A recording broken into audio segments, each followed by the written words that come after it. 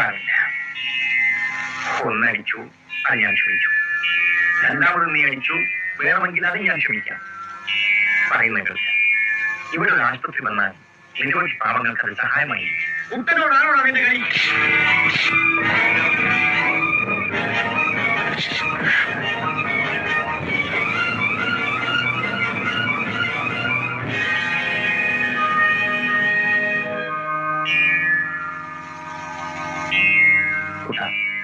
നിന്റെ ഇഷ്ടത്തിന് ശ്രമിച്ചു.